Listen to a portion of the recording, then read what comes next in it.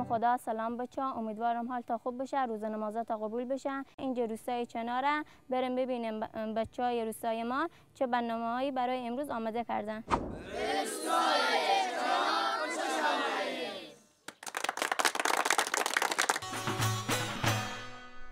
خب بچه ها، از امکانات روستای ما میخوام برای شما بگم. حسینیه داره، مسجد داره، مخابرات داره، پست بانک داره، مدرسه ابتدایی داره. اما بچه های روستای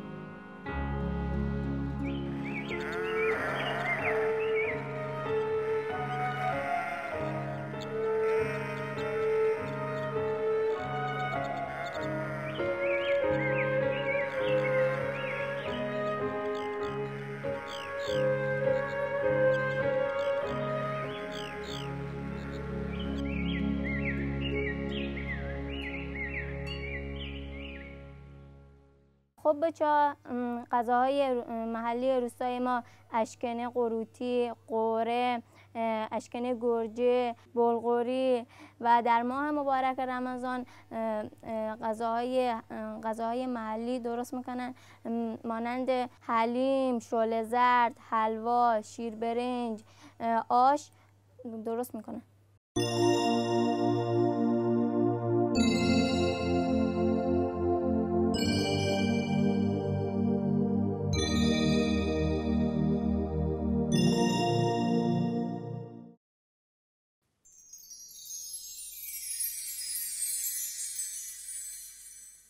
سلام بچه ها، خوبین؟ خوشین؟ سالمین؟ نماز روزات قبول.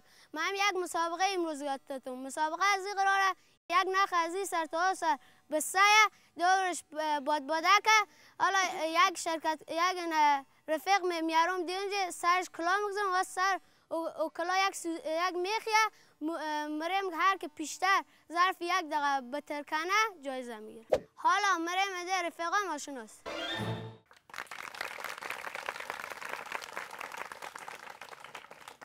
سلام. سلام. خوبی؟ بله. خوشی؟ بله. سالمی؟ بله. اسم چیه؟ علی. علی؟ زاری. خب روزه میگیری؟ بله. روزه چی؟ گنجشکی. از بالا. از چه ورزشی خوشت میاد؟ فوتبال. عادی زاری. فکر منی برنداری؟ بله. رضا حسن زاده. فکر منی برنداری؟ بله. حالا آماده؟ بله. یک دست بزن.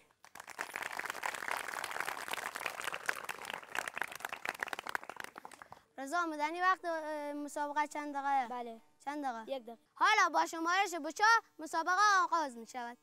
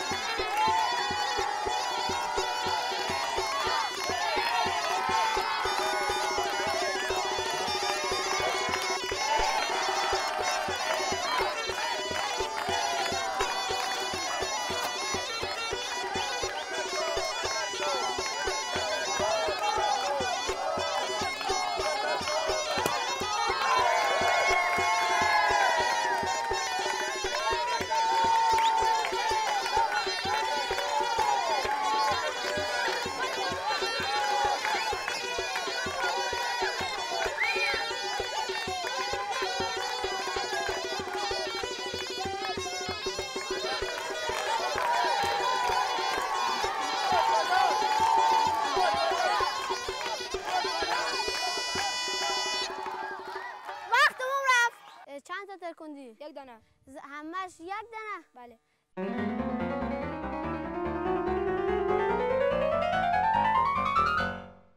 حالا نفر دوم آماده که شروع کنه.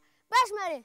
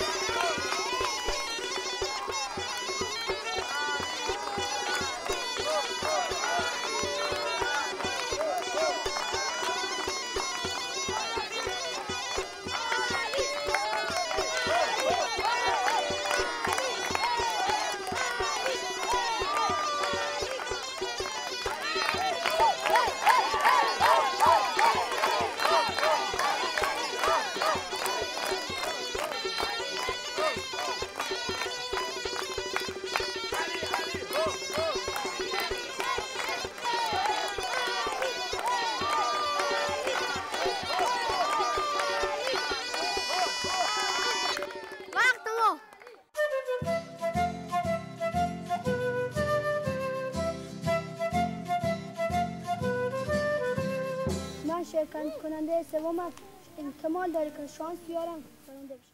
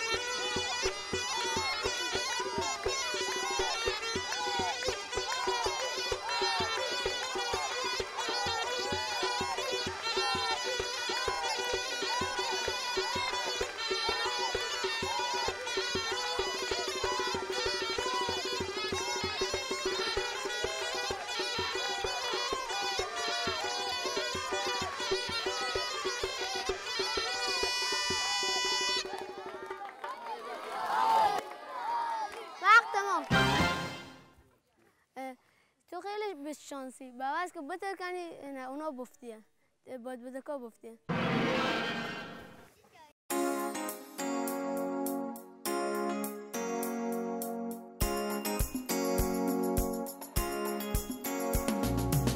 از شرکت کننده قبلی یک فقط تنیسه یک بادبادک بتر کنه.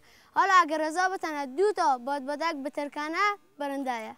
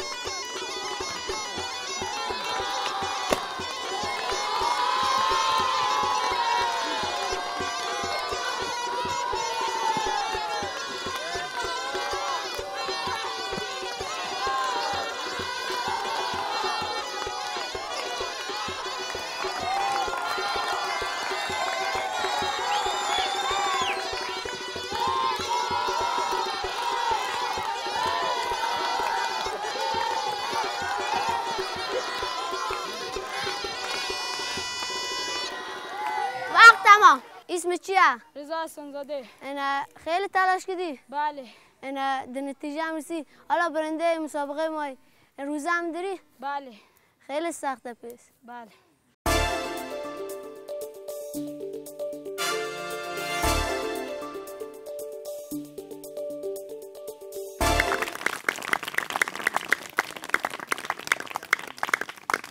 چند تا تر کندی؟ 1 دونه.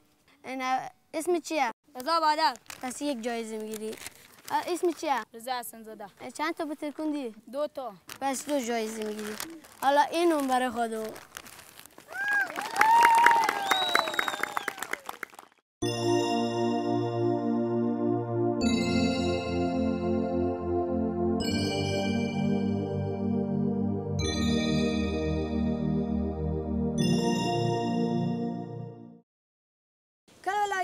رفقا همین بجای شما این ماه رمضان قدیم چجوری بیا؟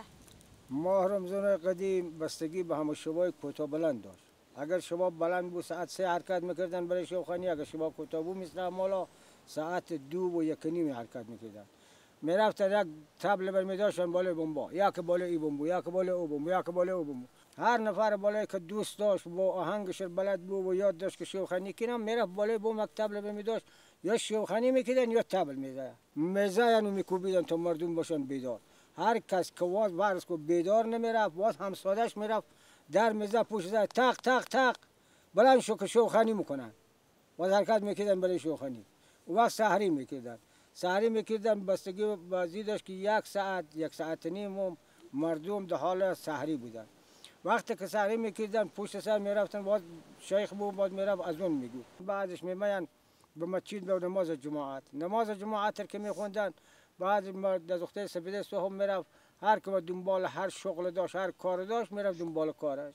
آقا قدیمام ما رمضان چجوری طاقت میبردین؟ ما وقتی که همقدر شما بیم اولش که روزه نمی داشتیم، وقتی روزه می داشتیم میرسیم دقیقا پا میخوردیم که کس ما را نبینه. همون ماه رمضان که فرض کن شما میگویم برای مامان شما میگو که بگیر که روزه که می روزت بود کنی تا ظهر میگرفتی، ظهر که میگرفتی باز این روز دیگه هم تا ظهر میگرفتی، میگو بعد از ظهر بخور. بعد وقت میماین میگفتن دوتا رو سر هم مدوزیم یک روز مرا. فرض کن 30 روز که ما رمضان هست 15 روز تو روزه داشته، 15 روز دیگه شرم خورده. البته مثل بچه کوچیک که مثل شما بودن نمیتونستن استقامت نداشتن که روزه بدارن، ماماناشو اجور حرفشون میگه در صورت اینکه حالا خدا قبول منه یعنی من امکان داره ان شاء الله قبول کنه. حاج آقا بجان زمان قدیم افطاری چی میخورده؟ افطاری از زمان ما وقت بود اشکینه رواج بود، قروتی بود، کلجوش بود، اشکینه کشته که حالا اگر ورگم مکندین، برنج بود، وقت گوش بود، دیگه اشکینه بالاخره خیلی چیزی بود. نما شما که میمن برای که دیگه در سحری بتنن غذا بخورن میماین نود او میزن خده شیراز و از اینا میخوردن که برای سحری بتنن غذا بخورن. نماشوم خیلی نمیخوردن که سحری بتنن خیلی غذا بخورن که روز شور استقامت کنن بتنن بود کنن روزه بگیر. حاج آقا حالا که بخونده برای ما گفته دل ما شاد کنه که یک چیزم بخونه. خب حالا شما باید بخونه که ما استفاده کنیم، ما که پیرمردم نه دندو دارم نه همه جم درد میکنه. بخونه بخونه چه هست.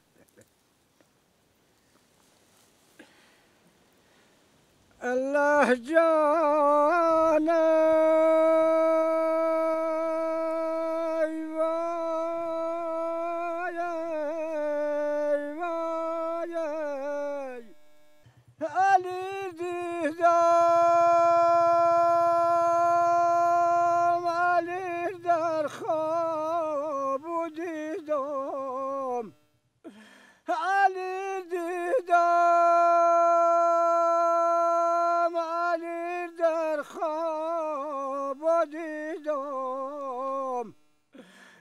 علی در مسجد مهراب دیدم.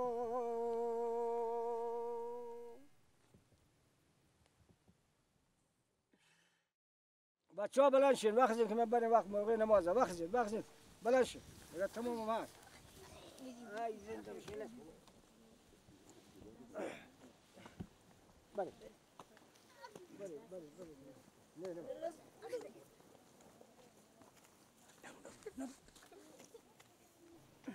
یا الله جان که لیلی و از غمه ای مجنون نباشم.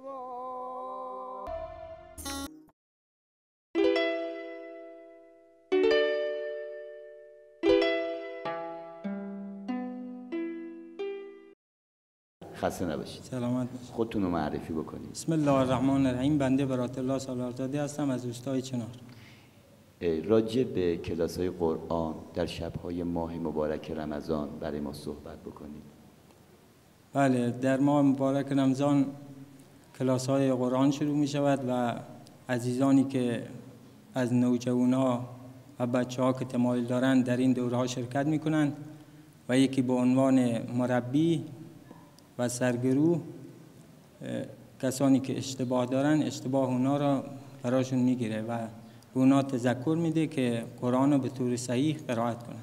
بسم الله الرحمن الرحیم. بسم الله الرحمن الرحیم. قل یا ایها الکافرون. قل یا ایها الکافرون. لا اعبد ما تعبدون ولا انتم عابدون ما اعبد. شما چقدر در این کار زحمت کشیدید که حالا بچه‌ها میان کنار شما میشینن و به عنوان یک قاری قرآن بهشون کمک میکنید که قرائتشون خوب بشه؟ ما چون به عنوان یک طلبه در اینجا محسوب میشویم و اونها به عنوان روحانی ما را قبول دارند، بنابراین برای مشکلاتشون به ما مراجعه میکنند. ولا انا عابدم ما عبدتم ولا انتم عابدون ما اعبد. چه احساسی داری وقتی که مشکلات نوجوانان رو حل میکنی، بهشون کمک میکنی؟ احساس خوشحالی دارم و خدا رو شکر میکنم که بتوانم مشکلی را از کسی برآورده کنم. لکم دینکم ولی دین. صدق الله العلی العظیم.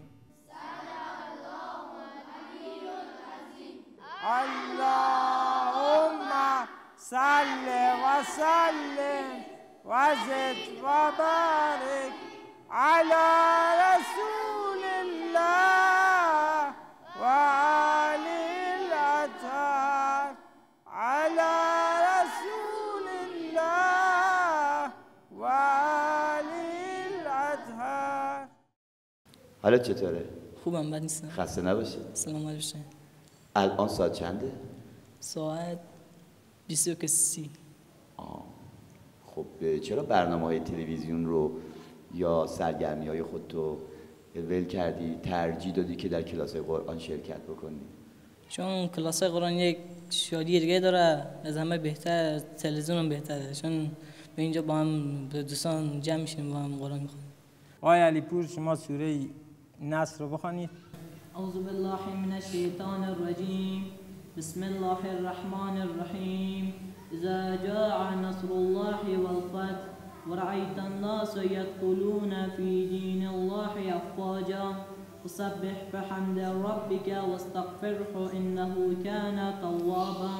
صدق الله العلی العظیم. سلامتیشون صلوات بفرست. اللهم صل علی محمد و آل محمد و عجل فرجهم. بیشتر چه مراسمی تو ماه مبارک رمضان تو روستای شما برگزار میشه و شما درش شرکت میکنین؟ بیشتر من قرآن دوره میرم. کلاس‌های دوره قرآن. بله. قرآن دوره است. می با مسجد به روزخانی دیگه ظهر وقتی که می با مسجد بعد نماز سخنرانی منن بعد ظهرش من میم با قرآن دوره وزم. شما الان روزت کامل باید بگیری دیگه. بله. چند سال روزت کامل میگیری؟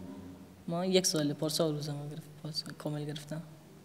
1 سال کامل گرفتی؟ امسال هم 2 سال میشه. عالیه. نصف وقتا پارسال نصفش کنجشگی داشتیم. نصف زیاد نداشت. پارسال چطور بود؟ نصفش چطوری بود؟ خیلی نداشت. نصفشو کله گنجشکی گرفتی، بقیه‌شو چطور؟ چند روز بود. کامل. بله. چند سالته؟ 14 سال. چه صحبتی با بچه‌های تو خونه داری؟ چی می‌خوای به اونا بگی که در این شب‌های ماه مبارک رمضان وقتشون رو چطور بگذرونن؟ من میخوام به بچه‌های تو خونه بگم بیشتر از قرآن استفاده کنن تا بتونن بهتر در زندگی تصمیم بگیرن و همیشه قرآن بخونن، مخصوصا در این شب‌های رمضان که بهترین شب‌هاست. در ماه مبارک رمضان روزشون کامل بودن و به مسجد برن و قرآن بخونن و نمازشون کامل. چه آرزویی داری؟ آرزو دارم امام زمان ظهور کنه. امام زمان ظهور کنه. امام زمان ظهور کنه. من مدرسه راهنمای مدرسه. چی؟ مدرسه راهنمای مدرسه. مگه مدرسه راهنمایی نداری؟ نه. چرا؟ نه. خب برای درس خوندن باید برین کجا بیشتر؟ مهنه، تربت، علی‌آباد، فیض‌آباد. بیشتر بچه‌های روستا چه آرزوهایی دارن؟ بیشترشون که دوست دارن فوتبالیست بشن. میخوان یک سالن فوتسال اینجا درست کنن، همشون میخوان که یک سالن فوتسال درست بشه، چون اینجا زمین بازی خوب نداره.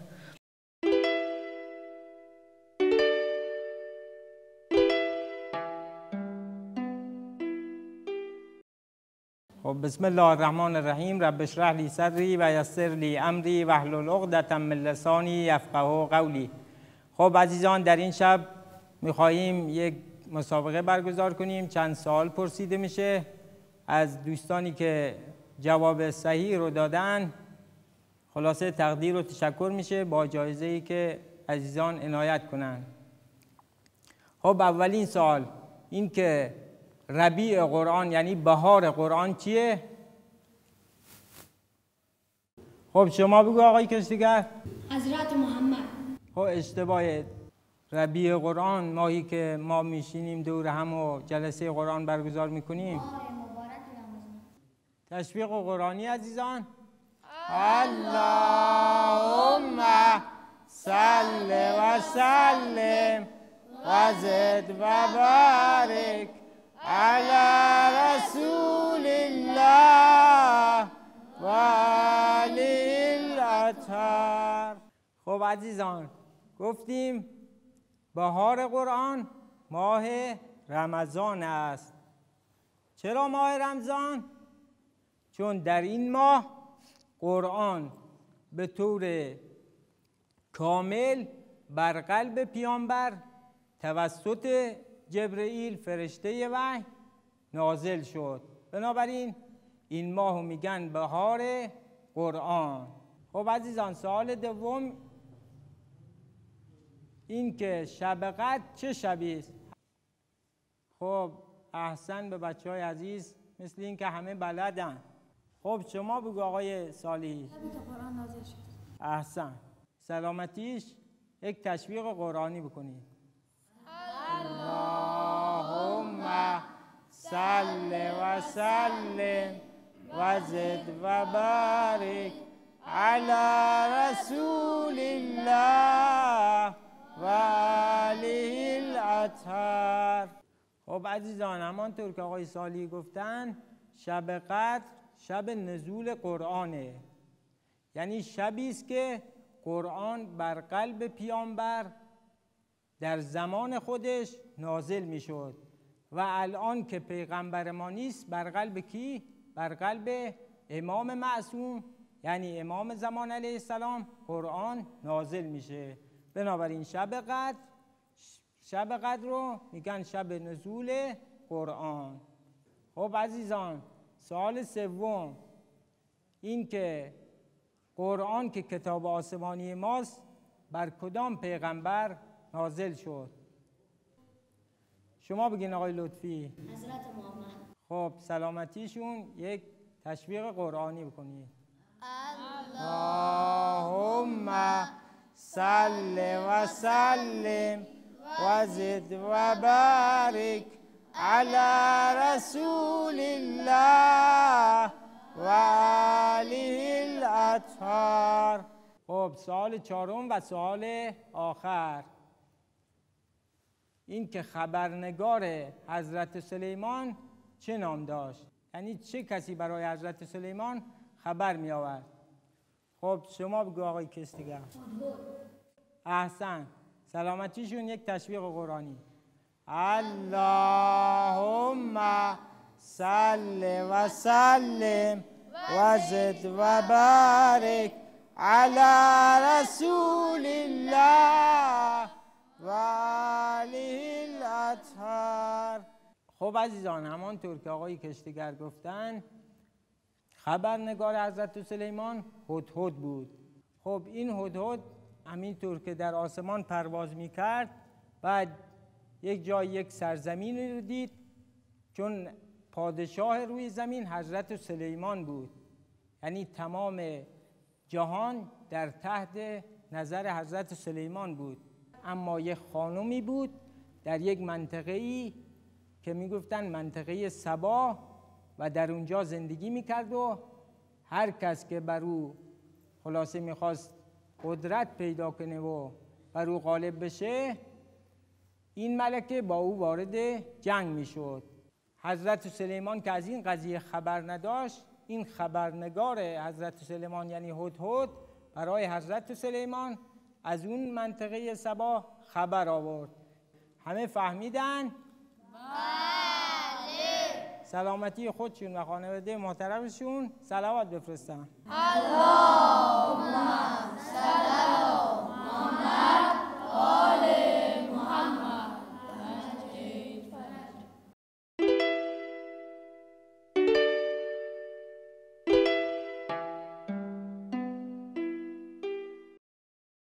خب عزیزان، همانطور که میبینید آقای دهیار تشریف آوردن و جایزه هم آوردن برای عزیزانی که به سوالات ما به طور صحیح پاسخ دادن.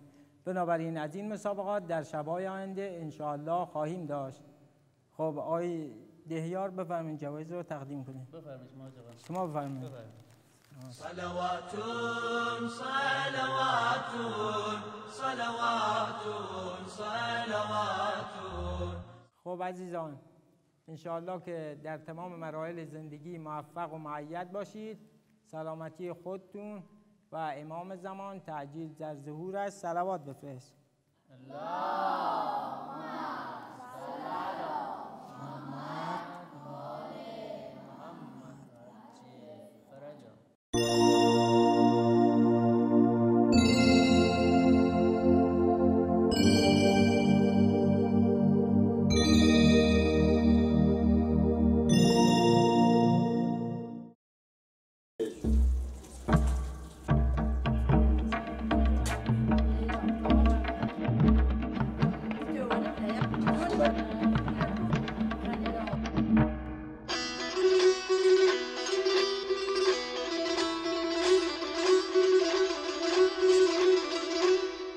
نگاه کنین اینا آش نزدیه بسیار آقا خان. یک شمتی به حج قدرت، یک شمتی به ننه عباس سر هموم است، یک شمتی به ننه زهرا در قلعه هستم، یک شمتی به صاحب یک کاسه، یک شمتی به مامانش. درسته؟ خیلی خوب. یک شمتی مادر عباس کوچه گاب میشینه. باشه علی آقا این ظرف رو متن به ننه عباس آقا، این ظرف دیگر رو متن به حاجی معصوم همسایه. باشه.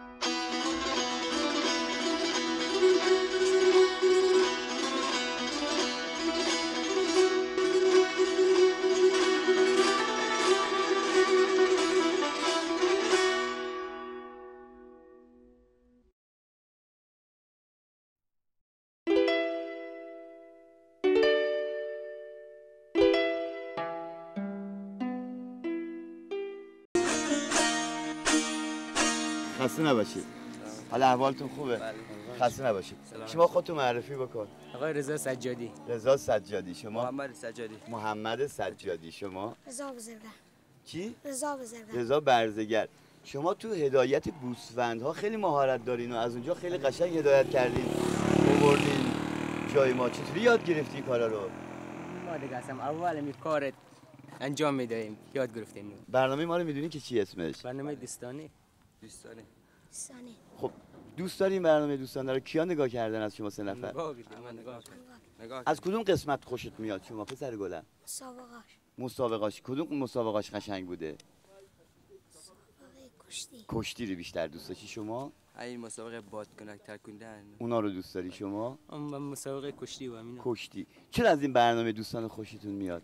برای که دیگه از روستایی‌ها و از اینا نشون میده، جای جالب نشون میده. جای جالبشه. شما چی؟ هیجان داره اینا. هیجان هم داره پس. عادی صحبت منم خوبه. عادی مثل شما خیلی راحت اینجوری ببین چقدر خوشگل وایساده. این فیلم ازش بگیریم. چقدر خوشگل وایساده. مثل شما عادی. الان که ماه رمضونه و هوا خیلی داغه و میری تو کو تشنت میشه دیگه. شده مثلا بگی حالا ولش کن امروزه رو بخوریم؟ چرا؟ چون تا آخر روزامون میگیره. کلاس چندمی؟ سومه؟ راهنمایی. همین تو کو که هستی روزتو کامل میگیری؟ بله. چرا؟ چون که سه تکلیف رسیدی. تشنه هم میشی تو کو؟ خیلی نمیام اینجا نزدیکای باغ. نزدیکای باغ تو سایه میشینی. آفرین. بعد بگو که آرزو چیه؟ فعلا که درس میخونم بزرگ شم کارمند بشم. همه خانواده‌های اینجا گوسفند دارن؟ پیشترش اکثرا دارن. شما از خودت بیشتر صحبت بکن. از کی شروع کردی به این کار، به همین کاری که گوسفند داره بیاری کو؟ ما 4-5 سال هست 4-5 سال هست گوسفندار میاریم شو همینجا میاریم مچرانیم شو باز مبریم شو. بعد خاطرات خیلی خوبی تو کوه و این ور اون ور داری دیگه. بله از خاطرات میرفتیم پارسال میرفتیم شب یک هفته شباب میستادیم همینجا با دوستا. کوه تنها نه با دوستا و ستاره ها و گوسفندا و سحر و دوستا. چه احساسی اون موقع به دست میده تو طبیعت شب؟ احساس خوبی همه پرنده و اینا دیگه نزدیک صبح همشو به سر صدا در میان و بلبلا و خیلی قشنگ میره. خب شما میخوای چی کاره بشی؟ فوتبالیست. فوتبالیست. کدوم فوتبالیست دوست داری؟ تیم استقلال. تیم استقلال. اگه یه بازیکن خوب بشی تو تیم استقلال دوست داری مثلا به کدوم دروازه‌بان گل بزنی؟ پیروزی. خب جالبه. خب میشه مثلا از مراسم هایی که تو روستای شما تو ماه رمضان برگزار میشه صحبت بکن؟ چه مراسم برگزار میشه تو ماه رمضان؟ مراسم قرآن دوره هست و روزه هست و افطاری و اینا هست. افطاری رو دوست داری یا سحر رو دوست داری؟ ما سحر 3 شب در مسجد میستیم. چقدر جالب. وای میسید اونجا تا صبح. کدوم روزا؟ که وقتی که شب احیا که میشه همه بچه‌ها یا فقط شما؟ نه بیشتر مثلا مردم. چقدر حداقل چقدر جمع میشن تو مسجد شبای احیا که 3 شب اونجا کامل وای میستن؟ خیلی 50 تا 100 تا وای میستن. 100 نفر. شما؟ ما وای میستیم. ما مسجدیم تا حالا. دیگه خونه هم نمیرین دیگه، فقط تو مسجدین؟ تا سحر مسجد. خاطره از گله اینا کی داره؟ یک خاطره قشنگ تعریف بکنه. مثلا همین میای تو کوه اتفاقی افتاده باشه جالب باشه برای بچه‌های تو خونه. ما یک شب جه گله بیم در کوه ها و شب هوا سرد بود رفته بیم زیر پتو خواب بیم جه گله بیم. بعد گرگ آمد و ما بیدار رفتیم فهمیدیم صدا زدیم سگا بردنش دیگه ما ندیدیمش. آها شما گرگ از نزدیک دیدی؟ دیدیم چراغ قوه اینجور گوشای چیز داره این گربه. اینو گربه؟ اما بزرگن مثل سگ. از چند متری دیدیش؟ تقریبا 10-20 متری 30 متری. چشماشو دیدی؟ چشماش اینجور چراغ قوه که مزنی برق مزند. ترسیدی؟ ترسیدیم ما ولی بلند رفتیم 2 نفری بیم بلند رفتیم سگا بیان سگا گرگ دغیزش کردن بردنش ما دمجه گله بیم که منیه گوسفندار مثلا ببرن. گوسفندای معصوم بر راههای کوچیکی بیشتر میگیرن. برای کوچیک اونا اصلا دور نگاه میکنم هر کدوم که خودشون مفهمن هر کدوم که ضعیف‌ترن بر نمیتونن بدوان همون رو میگیرن میبرن زود میبرنشون سری. چقدر خاطره قشنگی. پس دیگه گرگ از نزدیک دیدی؟ گرگ از نزدیک دیدیم. بله. به دوستای همسن سالت که الان دارن تو رو میبینن تماشات میکنن چی میخوای بگی؟ درساشو بخونن. فقط به کارا پدر مادر کمک کنن همین درساشون بخونن. شما؟ اون پدر مادرشون کمک کنن روزشون رو کامل بگیرن اونایی که میتونن. برم خداحافظ. بریم دوستان.